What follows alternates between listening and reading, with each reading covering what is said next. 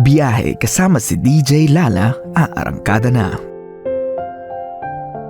Basahin na natin ang ating storya ngayong gabing ito. Pinadala sa ating Facebook fan page. Actually, sa sa ating biyahe text line na 0917-851-4329. Ito ay kumurot sa aking puso, kaya ito ang napili natin, my love. So, eto na po ang biyahe ng buhay ni Cloud.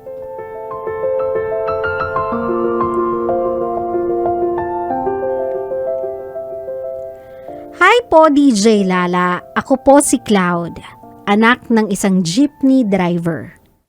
May isi-share lang po sana ako na kwento na ginawa ng isang HR sa aking tatay. Ganito po kasi ang nangyari. Hindi naman po namin pinipilit ang tatay kong magtrabaho, pero sa kagustuhan niya, nag-apply po siya sa isang agency company sa Makati as a company driver. Nagpasa po siya ng resume sa HR at in-interview ang tatay ko. Ang masaklap nito, DJ Lala, nung tinatanong ang tatay ko, nilait po ng HR ang tatay ko. Dahil daw no read and no write ang tatay ko. Hindi daw po pala siya nakapag-aral, so paano niya kami napapakain? Ang hindi po alam ng HR na kahit ganon ang tatay ko, hindi nakapagtapos at hindi nakapag-aral. Gumawa siya ng paraan para kami ang makapagtapos. Namasura, naging janitor, naging jeepney driver for 20 years. Diyan po kami binuhay sa malinis at marangal na trabaho ng tatay ko. Napagtapos po ng tatay ko ang dalawa kong ate. Isa BS Psychology, isang BS HRM. At ako po ay graduating ng BS Psychology. Isa pong aral ang tinuturo sa amin ng tatay ko. Na kahit maging profesional na kayo, wag na wag kayong manlalait o manghuhusga at manlalamang ng kapwa. Yan po ang storya ng tatay ko. Shinare ko po sa inyo.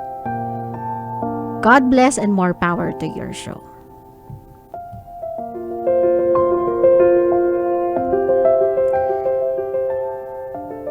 That is a sad story, not because naranasan ng tatay mong malait ng tao. That is a sad story kasi I didn't know na up until this moment nag-e-exist pa rin pala yung mga taong ganyan. Kakitid ang pag-iisip. Ganyan kataas yung tingin sa sarili. Porket nasa likod sila ng isang lamesa at nakalagay doon ay HR. Sana po sa mga kabisyo natin, I am fortunate enough that I am in a company with a great human resources personnel. Sa totoo yan, wala yang halong biro, wala yang halong etyos. Mababait sila. Pero for some talaga, this story ay hindi iba. Kahit nga hindi sa HR to, my love eh.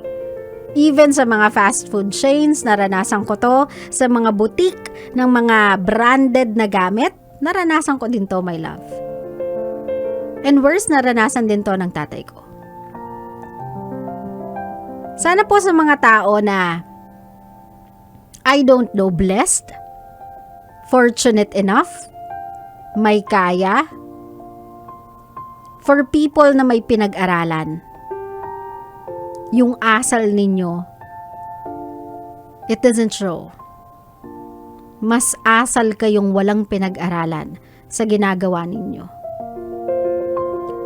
Sana po wag nating husgahan yung mga taong no read and no write. Sana wag nating husgahan yung mga taong hindi nakapagtapos. Both of my parents weren't able na makapagtapos ng kolehiyo. My brothers, hindi sila nakapagtapos ng kolehiyo. Ako lang, sa pamilya ko so far, ang nakatapos ng college. I'm not ashamed of it. Kasi lahat kami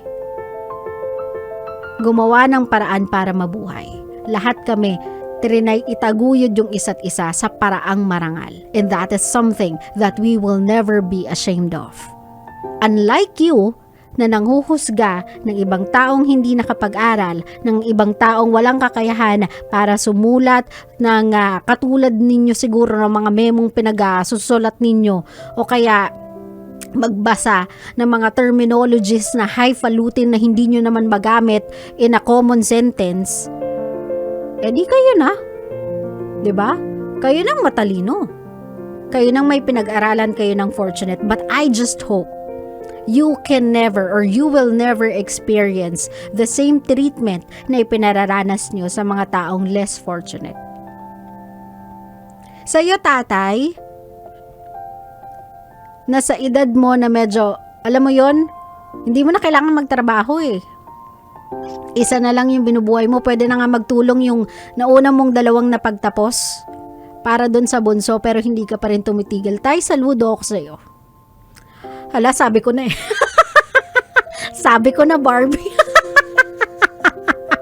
Sabi ko na eh, wala ako sa kondisyon sa mga ganitong klaseng storya. Hindi kakayaning mag-hold back, pero tayo saludo ako sa'yo. Sana lahat ng tatay katulad mo.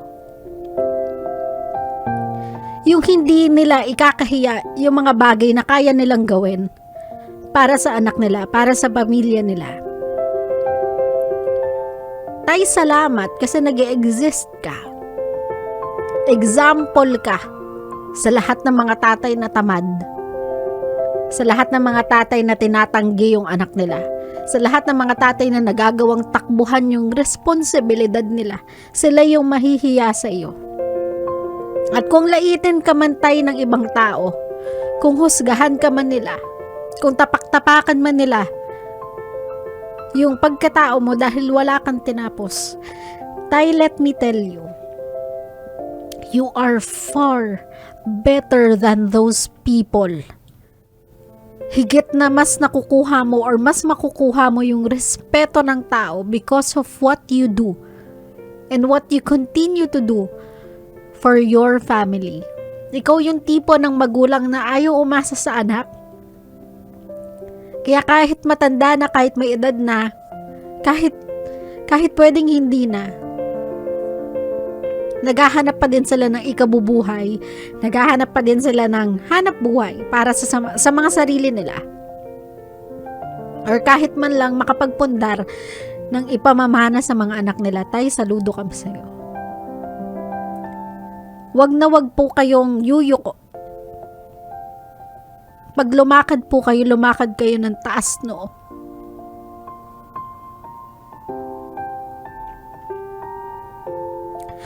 Swerte po yung mga anak ninyo at kayo yung magulang niya. Kayo ng asawa nyo. Maganda po yung pagpapalaki nyo sa mga anak ninyo. Sana swertehin kayo, tay.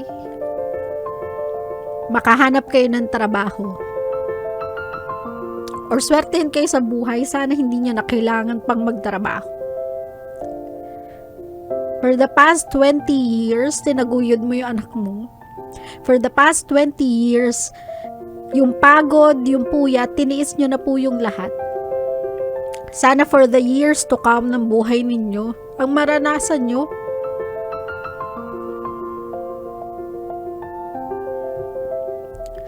yung sarap na ng buhay, yung ginhawa. Kasi that's the life you deserve. Sa mga taong mapanlait, mapandaot, mapanghusga, sana po hindi nyo maranasan. Sana wala sa pamilya ninyo ang makaranas ng ganyan. Sana patuloy kayong magtagumpay sa buhay para hindi kayo umabot sa punto na maranasan ninyo yung pinaranas nyo sa ibang tao. Kasi I am telling you, digital yung karma, my love. What goes around comes around. Kung anong tinanim, siyang aanihin. Stop spreading hate. Stop discriminating people dahil lang ganun yung kalagayan nila because wala silang ability to have a better chance at life, a better shot at life. Dahil wala silang opportunity at wala silang means katulad ng inyo. Sana tigilan nyo yung pagja-judge ng ibang tao. Kasi katulad nga ng sinabi ko, kahit ilan pang diploma yung meron kayo, kahit gaano pa kakapal yung mga wallet ninyo, kung ganyan kagaspang yung ugali ninyo, yung taong yun na walang pinag-aralan, yung taong yung no read, no write, is far more better than you in any lifetime. Tandaan nyo yan. At sa anak na sumulat, be proud of your dad. Huwag kang malungkot para sa kanya. Be proud of everything he has done for you. Gawin mo siyang ehemplo ng buhay mo. Whenever you feel small, whenever you feel tired, whenever you feel down, remember your dad. Kung siya hindi niya nagawang sumuko, you have no reason to give up. Klaro? Klaro.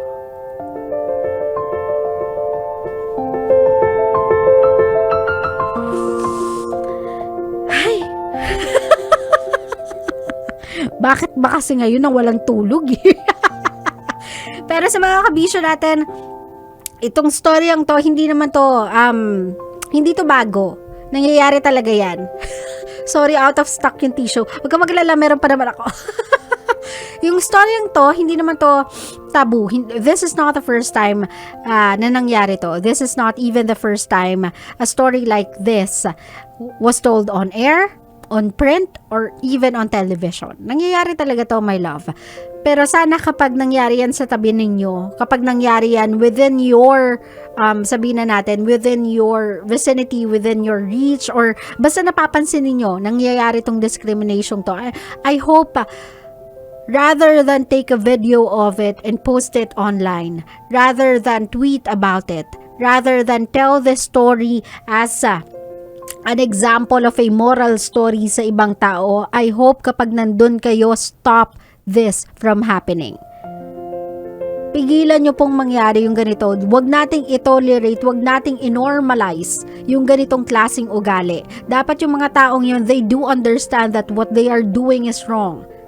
Sometimes you have to give them a taste of their own medicine so that they will learn na ang mali ay never magiging tama.